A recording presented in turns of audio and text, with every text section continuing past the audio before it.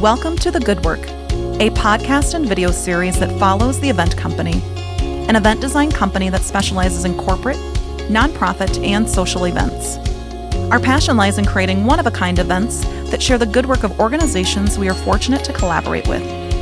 Tune in for conversations with leaders of these great groups, our best advice for your next event, and some behind-the-scenes moments. Now, let us show you the good work.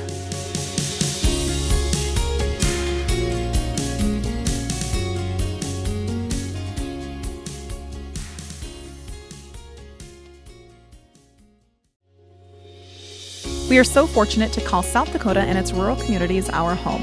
What's even better is that our rural communities have support from incredible organizations like our friends, Dakota Resources. In this episode of The Good Work, we'll introduce to you Joe Bartmann, President of Dakota Resources. Addie and Joe will discuss Dakota Resources' mission, their dynamic conference, Rural X, and what the future of rural communities look like. Please welcome to today's podcast, Joe Bartmann. Welcome to today's podcast. We have our friend Joe Bartmann here. Hey, how you doing? Good. You do have a radio voice. Not a radio face, but a radio voice. You're so funny. So Joe is the president of Dakota Resources. We just wrapped up an event just a couple weeks ago, and I want to talk a little bit about the event, but we're also going to talk about all that you do, kind of your passion behind rural, all things rural. Rural is a hard word to say. It is. I have to say it Rural, many times a day. rural. You should just change the Rural. name. Change the name. I should. Rural. Rural, yeah. But you are a rural boy. I am. Yeah. Back in the day. Forever. Yeah. I've never lived in a big city. Not even Sioux Falls. And you're in Montrose right now, right? Yeah. Is that right? Mm-hmm. Have you always lived in Montrose? So It's Trose, right? Montrose. It's Trose if that's where you're from. Yeah. I grew up on a farm between Trose and Canastota near Lake Vermilion. That's the hip word, Trose. Yeah. Just don't tell my daughters that I said that. Yeah, and then I went to USD and Go Yotes. Go Yotes, and then back to Montrose with my wife when we got married and decided to raise some kiddos there. And here you are. Here I am. Joe and I have known each other a long time. We're just trying to track back how long we've known each other. It's been over a decade. Well over a decade then. We were just kids. Strapping young children. Yes. Joe was the president of downtown Sioux Falls at that point in time. I was at the Argus Leader, and here we are now. I know. We've done a lot of different things together. We co-shared office space together at Mezzo. Mm-hmm. Then we were in it wasn't really co-working space, but at the co-op. Yeah. And then before that, we worked together on the Plain Green Conference. Oh, yeah. That's where I first met you. Yeah. So, That's so crazy. all over the place. And now Dakota Resources. And now you help us make magic at Rural X. Rural X. Rural X. Good job. Yeah. So tell us about all that you do day in and day out at Dakota Resources, because I love sharing this story, but I think some people don't know exactly all that you do. Yeah. Which is pretty incredible for our state. Yeah, well, thanks. So we work with small rural communities, mostly in South Dakota, but we do work outside of South Dakota, around the country. And our work is really about connecting and inspiring and empowering local people to do their thing and create the kind of community they want to work in and live in and raise kids in and all those sorts of things. So we do that in several ways. We bring those local economic development leaders together online and face-to-face through our community learning network. We go to them with our coaching team and help them to organize local effort to engage more people and help people create the things that they want to create. And we also have a loan fund where we provide capital to local economic development organizations so that they can do the projects that they want to do. And just there to revitalize these communities. That's a big part of what you do. Yeah. Just to say you can do it. Yeah, exactly. Because we don't do anything. Like we don't build any houses or start any businesses or create any jobs or anything. We just are there to connect and lift up and cheerlead and support the people locally who are actually creating change. We call them rural shapers. Yeah. I grew up in a small town in Nebraska, about 2,000 people. My parents, my father is in agriculture, and my mother owned her own business. She's owned a bakery and all these different things over the years, a restaurant. And so I kind of grew up in that small area where you went to the grocery store and everybody knew what you were having for dinner, right? And I think now looking back at it, you take that part for granted because I still think Sioux Falls is still a small community, but I miss those small slow down times. Yeah. Right? Yeah. It's just it's fun to go back, but it's everything that you're doing day in and day out in these communities. And back when I grew up in that small town, 80s, 90s, there weren't individuals or groups that would say, come on, you can do it. Or having those people come back to those small communities and build their companies and build their businesses and have their kids, raise their kids. They just wanted to get out. Yeah. There wasn't anything keeping them there. I remember a lot of kids in my class, it was a 42 kids that graduated in our class. We couldn't wait to get out. Right. And I think a lot of kids still feel that same way. But we didn't have anybody who were our cheerleaders to bring us and keep us there. Well, and there's a whole bunch of those people who left and who couldn't wait to get away and are now wanting to come back. Yeah. And in fact, there's a new wave of homecomers, people who are in their 30s and 40s now and wanting to live in a rural community. And so the communities are changing, and I talk often about there's a new rural, and I don't mean that I can tell you what that is. I just know that what used to be and the way things we used to be doing things is just kind of obsolete. It just doesn't work anymore. Right. The way that people sort of one small group would decide, here's what matters and here's what we need to work on, and now everybody come work on this thing and then this thing, and you might get on the straw bale committee for the local festival and work there for 5 or 6 or 10 years before you get promoted to the, I don't know, dunk tank or something. And now it's more just totally distributed. Like, people don't want a life sentence on the Lions Club or Rotary, which are awesome organizations, but just not working like that anymore. So, and it's nice to, like you said, it's nice to change things up, but it's also one of my favorite parts about an event a few years ago was the gentleman, I cannot remember his name is, but the butter block guy. Yeah.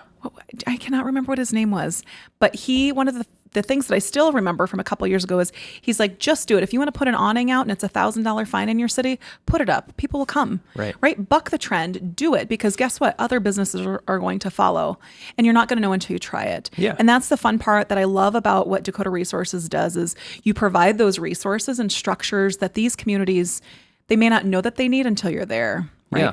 And until you have those conversations, they don't know what they don't know. Well, I think most of what we do, and especially at Rural X, is really just sort of try to intentionally push the boundaries past the worldviews that people walk into the room with. And if they walk out seeing things differently, or seeing a connection they didn't see before, or seeing something that's possible that didn't seem possible before, then we win. That's really what we're trying to do. And then that thing that seemed risky this time, next time is way less risky to talk about and explore. And we're not asking for permission to do these things. We're just doing them because we're trying to make our communities a better place. Right. Talk to me about what Rural X, or how Rural X started, because I think we came in year 2 a few years ago. So how did that all start? Did you see something in another community that they were doing something similar? Or just going? It was actually so we had a fundraising consultant that we worked with, and basically, long story short, there's this sort of sense that, hey, what we do really well is we bring people together and connect them to share their stories with each other and about each other. So why don't we do that in some big event, and let's make a lot of money doing it, right? Awesome. Yeah, right. If it worked. So what we found, and I think it's all because of the nature of our organization, it was like impossible for us to create an event that was about making money, because all we really wanted to do was do what we always do, which is bring people together and create a little messy space and get out of their way and let them do their thing. And if we wanted to make a bunch of money with it, we'd had to do it very differently. And so we kind of realized pretty quickly that, no, this is actually something else. And so earlier this year, our board took a big step after 3 Rural X events and said, this is no longer an event. It's no longer an experiment. It's no longer a fundraiser. This is a program. Yeah. And what we're doing here is important, and it has a mission. And so, we still try to raise money to cover the event expenses, Right. but it's not a fundraising event anymore. And now it's a Rural Shapers Ass Kickers event. It is so awesome. I mean, it's changed every year that we've been a part of it in a good way. I mean, I remember the first couple of years we did like a very detailed farm to table dinner, and it was hotter than Africa outside. It was so hot and windy, but connections were happening, and it was so cool but very structured in that essence. And then the next year was a little less structured, and now this year it was little less structured, but it's in a good way because you said it exactly right. You're providing this framework for these individuals to get together and have conversations and make those connections. And it's so different unlike other events because, well, first of all, when we started, I remember seeing these tables or chairs in circles and all these things. I'm like, this is weird. And then they're like, oh, and by the way, there's no like agenda for the breakout sessions. I'm like, okay. So as a planner, we need to know how many people are coming to this session, how many chairs we need, all these different things. And I remember the person we were working with, she just said, we just need like 4 rooms and all have to have circles in them. And then at the end, we bring everybody together in one big circle and have one microphone in the middle. And I thought, these people are crazy, right? Like, this is weird, straight up weird. And Nate Pepple, who's our producer, is listening in because he's been a part of these events every year as well. And I think all of us were just undecided and just didn't know really what was up. But until you're there, you have no idea what goes on. And it is truly powerful. I mean, you see those connections that are happening. People are in tears because there's these breakthroughs that happen and these lifelong friendships. I know the Beatses that have attended for, I don't know how many years now, maybe all years. Actually, I think this is only the second year because they wandered in the door a couple of years ago, almost literally. I mean, like the day before they found it online and registered and came in. And in fact, while I was waiting to come in here out in the hall, I was reviewing an agreement to continue to work with them for another year because they have created this awesome thing, Trip Action Group. Yeah, that came it's out of it. so incredible. And talking with them again, the mom and the son, I mean, they're all a part of it, but they all truly believe in it, right? And they're bringing it back to their communities. Yeah. So that's the power of what happens at this event. And I no longer think it's like some chanting circle group of these weird hippies that are just taking over the planet. It is so powerful to be a part of. And is it by design you do that? Yeah, we there's no agenda and where they create their own paths? Absolutely, because 2 reasons. One, just by shifting the chairs, the way we set up the chairs in a room, it totally changes people's mindsets about what they're doing there. And so, it's weird, and it's weird on purpose. And they walk in and see this big thing that says agenda, and it's blank. Yeah. Right? And I'm like, what the? Yeah. And it's scary to some people. It is, but until you've gone, what's really cool though now that people have been there, like some of them 3 times before this last one, when people walk in and like, what is this? They're like, oh no, this is awesome. Let me tell you how this works. And so we hardly have to even tell people what to do anymore. No, and then the other thing is that's how community works. Yeah, right? Exactly. Like the old way was, here's the agenda. Now you work on this and you work on that and you work on that, and maybe 10 or 15 years from now you'll get to work on this other thing. But if that's the agenda that we set, and everybody was really well intentioned in doing it that way, and things got done, and that's not how it works anymore. And so we're trying to create a little microcosm of rural communities at Rural X, and to say, look, nobody's really in charge here. There are some of us who are organizing things and creating a space for you to get together and collide with each other and share your stories, but we're not in charge of what you're going to talk about. We don't get to decide. You do. And every single conversation matters, because we actually take the one thing that we do make people do is take notes. And so then we gather those up and we type them into a Google Doc and we share it with everybody when they leave the event. So they have all the notes from every conversation that happened, as well as some sketch notes from all the keynote speakers. Just so awesome. Yeah. That's one of my favorite pieces. Yeah. So, I mean, it's weird on purpose. How are you finding these keynotes? Because some of those keynotes are super powerful. Yeah. And I know just recently we had Tim Lampkin, and I remember Tim and Laura were having good conversation. They've done work together before. They have. And you knew Tim? Did you know Laura as well? Both. Okay. Yeah. Actually, the three of us are in a fellowship together right awesome. now Okay. for rural weirdos from around the country. I'm telling you, if you are listening or watching, you are in a rural community, you need to be a part of this event because it is weird. It's weird. It's weird, but in a good way. Like, I don't know how else to describe it, and even when we try to explain it to people, I don't think they still get it, you know, until you're there. It's hard to explain what happens. I mean, I wore a bow tie this year at Relax. You did, with a polo shirt for a while. So for a ridiculous. while, and then you switched it. Yeah, it was so ridiculous. But it was only because we had one of our awesome keynotes was Tane Danger, who always wears a bow tie. So I thought I'd go up on stage after Tane with a bow tie on.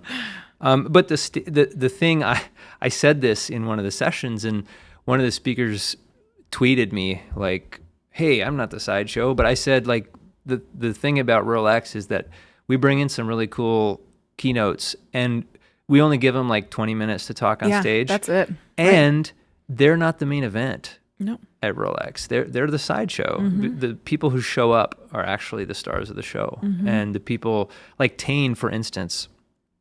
I was talking to him afterward. He like participated in everything. He went to every breakout that he could. His notes are like we found his notes throughout the book of reports that we shared out. So it really is the way that we. Back to your question.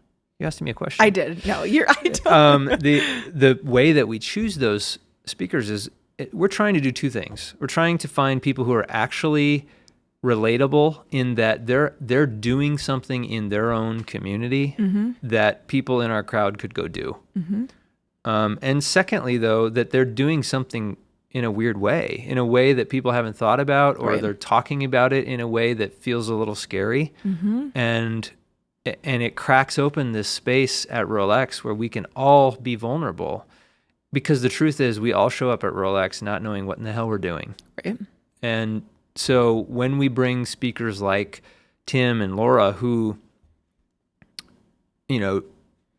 are just rolling up their sleeves and doing stuff in their community, people can relate, and they can at the same time sort of break through the worldview that's been holding them back about what life is like in their community, because people are doing weird things in communities that are a lot like theirs.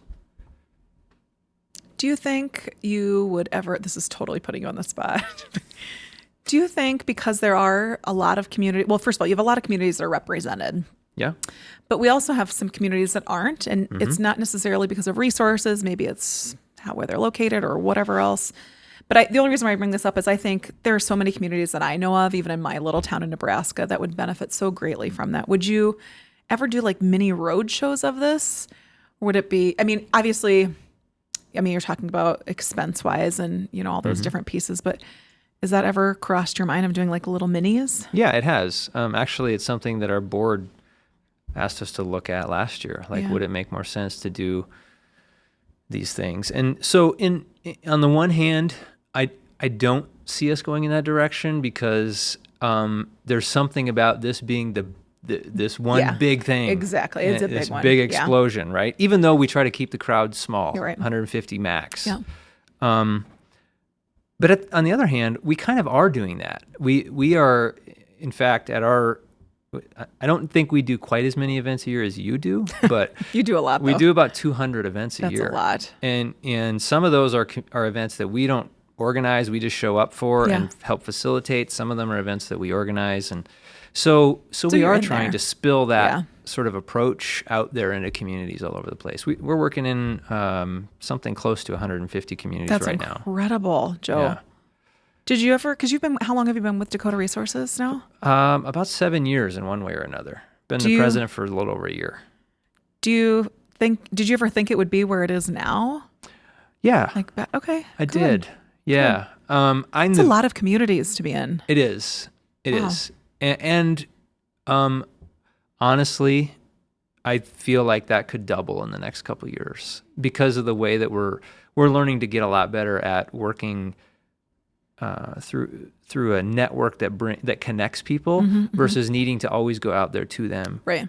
we've actually surprised ourselves, or I guess the network of people have surprised us at how well they can build each other's capacity if we just get the hell out of the way.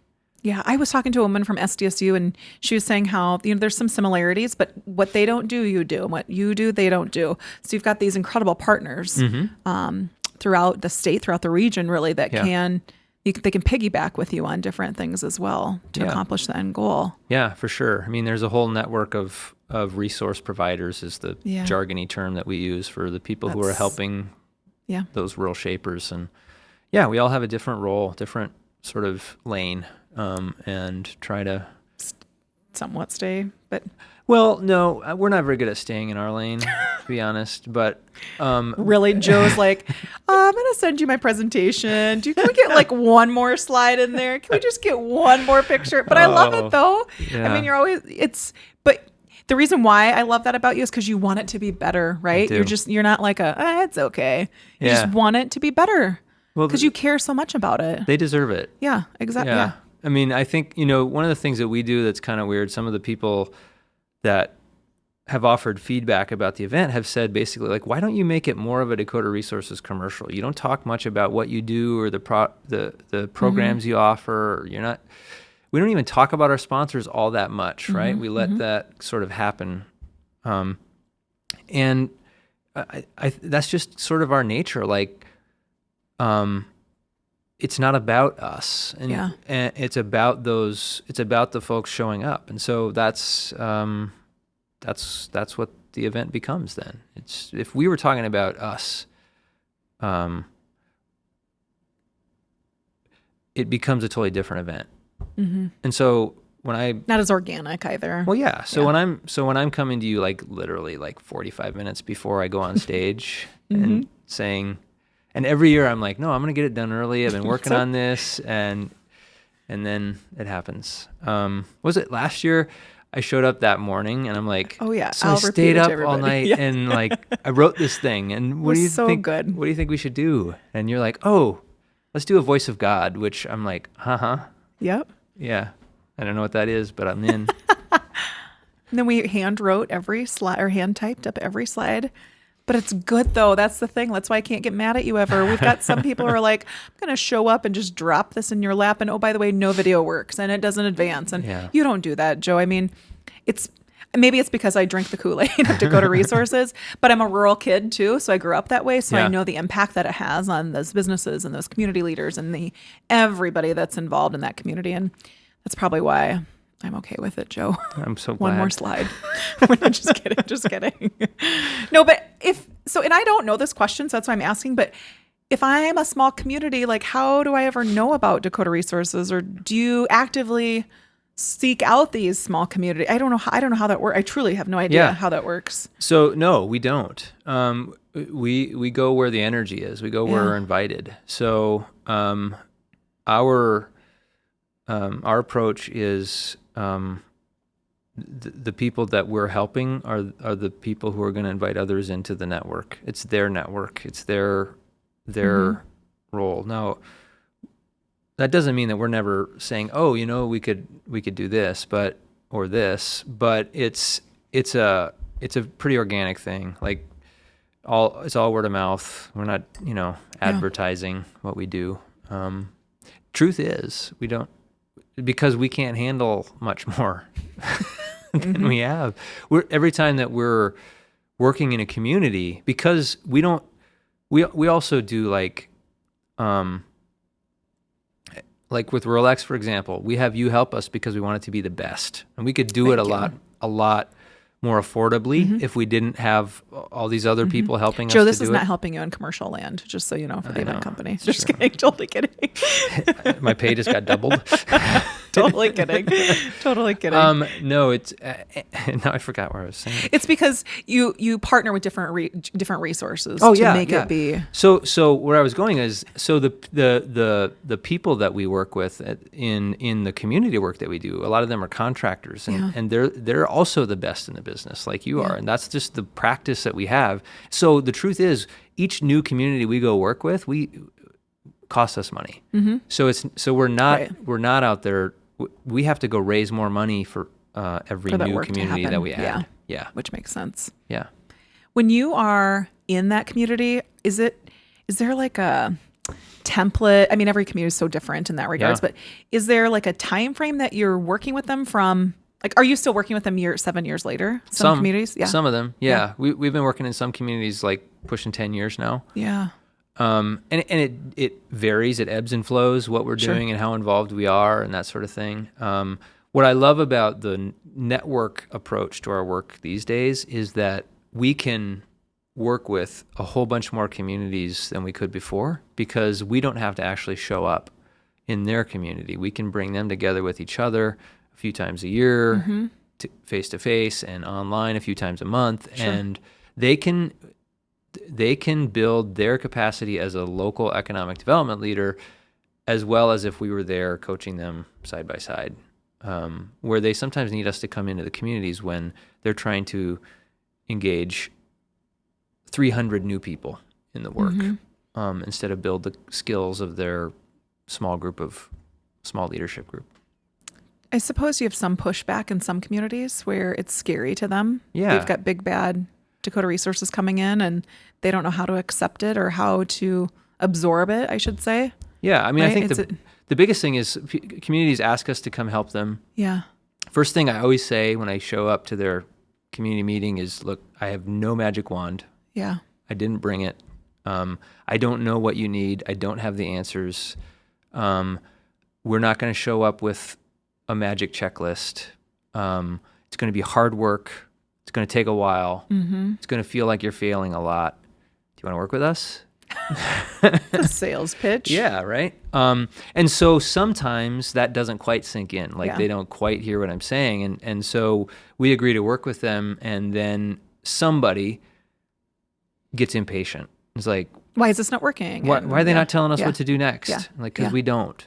Because we Yeah. don't know what you need to do Right. next. But you do. And what we do know is that the wisdom you need is here. It lives here already. And we can't come from the outside and change your community, but we can come from the outside and say, let's try to change the way that you practice, the way that you engage, the way that you hold these meetings. And so the projects that emerge or the steps that you take, we can't predict. But the processes and the principles that you can follow to organize yourselves, we can predict what will work better that way, and we can help teach you how to host yourselves differently. And Interesting. back to the event thing again. Yeah. I mean, that's really what we do. We're at the heart of it.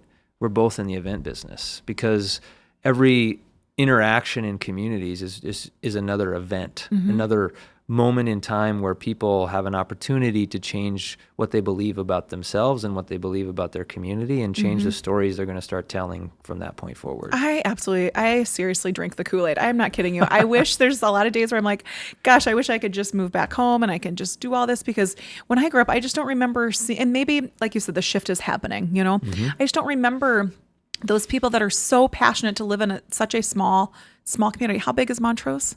We are just shy of 500. Okay. So it's And steady. super, super small. I just don't remember seeing that passion, or maybe I was just too young to even notice, but I just don't remember that part of it. My sister-in-law is the executive director of the county foundation. And she truly, I mean, they live and breathe that small little community, which I love, Yeah. but I just don't see too many of them around there. You know, some of them are coming back, like the big football guys and the track stars are all moving back now. And I hope there's somebody around like Dakota Resources in those small communities to help them, because you have a gift at what you do. Everybody on the team has a gift, whether you're talking with Mike Knutson or John or Christy. I mean, everybody on that team has such a gift. And the one biggest thing that I've noticed from everybody is they're so patient. Yeah. Like that must be an interview question that you ask people, because you never see them get owly, or I don't see them get owly, but just their passion is so admirable. But they also have this gift of just patience and just listening to people. Well, I think that comes from the passion that they have. I mean, Yeah. I'm so proud of our team. Like, we all grew up in rural communities, mostly rural South Dakota communities. And so we've been there. We understand the people we're trying to help. Most of us still live in small rural communities, Yeah. but everybody on our team cares so much and so being patient just comes with it, because we know being impatient means we're screwed in the work we're trying to do. Yeah. And patience is my superpower. So hopefully that rubs off a little bit on the rest of the team. Good. What is one piece of advice, I know this is like a loaded question, that you would give to any rural community that's listening? One piece of advice.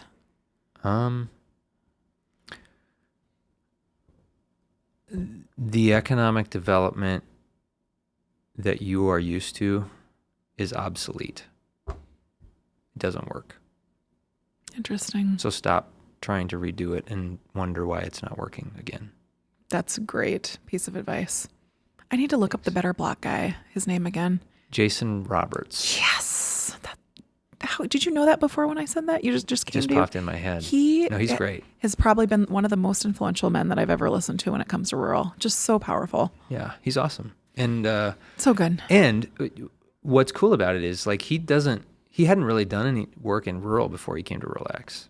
Interesting. He was in Austin and other big cities, and it's opened up a new sort of avenue, because I think what we all realized together was like, it doesn't matter if you're in Austin or Webster, where he went after Rural X. I mean, we're all just trying to build community, and a big important part of building community are the places that we gather, and it doesn't matter where that is.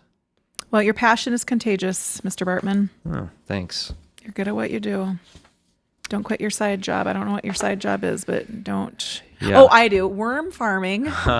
He is a master worm farmer. I don't know if I would say that. Expert. Because... No. I think when I wrote your intro the other day, I think it was like expert worm farmer. But see, the problem is I've killed all my worms 3 times. Currently, I have no worms on my house. Okay. This is going to sound totally ignorant, but when you chop the worm off, does it still keep growing? That's probably real ignorant right there, right? No, I don't know. I don't think so. Isn't there some animal that you can cut off and it still keeps growing? Salamanders, they're magical. Oh. Did you just make that up to make me feel good, or no? That's real. That's real. That's how nerdy I am. Gosh. Okay, before I let you go. Yeah. I have these top 10 questions, and I want to hear the first thing that pops out of your brain. It's dangerous. I know. You're a very thorough person. You like to read through these things, and I literally stole his sheet of paper. Yes, so he she wouldn't let me look at it. So he has no idea. So if you were not doing and involved in the career that you are now, what would you be doing? I mean, I'd be an entrepreneur. I'd be running some kind of business, which I've done as well. If you could be any animal, what would it be? Not a worm.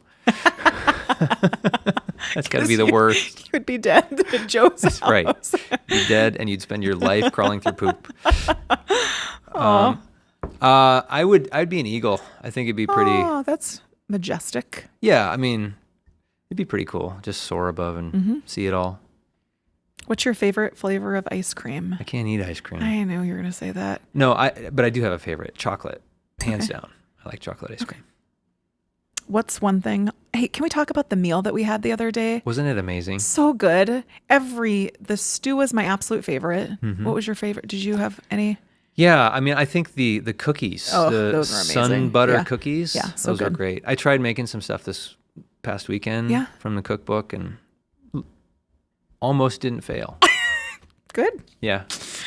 One thing on your bucket list. What's one thing on your bucket list? I want to hike the Centennial Trail in the Black Hills from Sturgis to Hot Springs. Interesting. I was going to do it on my 40th birthday, and it didn't work out, so it's... Pretty hilly? What's highest elevation? Do you know? I don't. Interesting. High. We're going a lot higher than here. We're going there this week. Me too. Interesting. You are? When are you going? Yeah, we should hang out. We're going on Wednesday. We're going on Sunday. Oh, I will be gone. Okay, fine. What is one hobby that you could begin if you could? That I would begin if I could? I would... See, nothing's coming. Hobbies are just... I mean, like, I read and I play in the dirt, and that's really all I do. I've never been like, people always think, oh, you must be like a crafter. I'm not a crafter. I've never collected like stamps or dolls or anything. I'm not a stuff person. Yeah, I used to collect stamps and baseball cards and a whole lot of things, actually. Yeah, maybe I'd be a museum Collector? curator. Yeah, collector. That'd be the Do you job. have any troll dolls? Did you ever collect a No, troll doll? never had one. Weird things. What does your dream day look like? My dream day is getting up early somewhere in the mountains, having a cup of coffee on the deck when I can see my breath. Yeah. And then hiking all day, ending the day with a nice beer somewhere. Good. Yeah.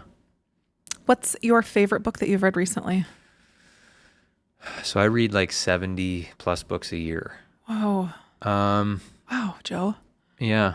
But I just read one. Now I can't think of the name of it though. Shoot. Braiding Sweetgrass. Huh. One of my favorites of all time. Author?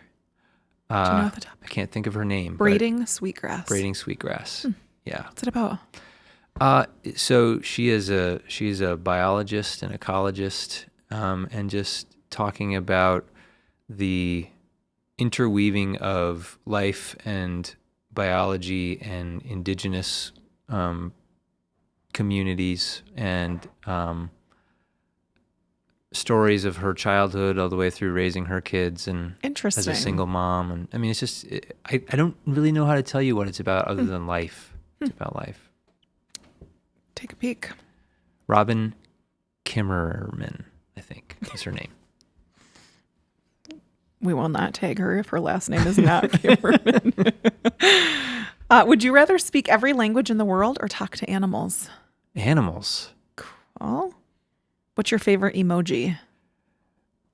I use the nerd one because So it with the kind of looks glasses. like me. It does. Oh my gosh, for those that are not watching, Joe Bartmann does look like the nerd emoji. That's awesome. At which store would you like to max out a credit card? You like Yeah. Worm Farms or us? Or No, anything? no. Probably REI. Oh, or yeah, for sure. Scheels Yeah, or, I knew. something like yeah, that. makes sense. I spend a lot of money on gear that I don't need. Well, It's ridiculous. what's one thing that you have spent money on that you literally have not used or have no use for? I thought I would use it all the time. It's this little foldable grill that you can put over a campfire. Oh, yeah. I made one when I was in high school. Like out of cardboard and... No. Out of metal. I welded it. Whoa. My uncle taught me how to weld. I grew up I'm a farm kid. Yeah. So my uncle taught me how to weld, and we would go camping all the time. My brothers and my cousins and I. So I made this adjustable height thing that we could grill burgers or hot dogs or whatever on over our campfire. And I saw one that was way better design, but it was a lot like what I actually designed. Wow. Like I made their first prototype. They just didn't know it. They just didn't know it. And I bought it immediately. I'm like, this is going to be awesome. And I've not used it yet. Super impressed. When I said cardboard, I meant that cardboard, those pizza things that you had the solar pizzas that you had to cook outside. Yeah. That's what I was thinking. You're not going to cook on cardboard. No, it was hardcore. Like, Cool. I was welding and stuff. Good for you. Well, thank you for joining me today. Yeah. This is awesome. This was fun.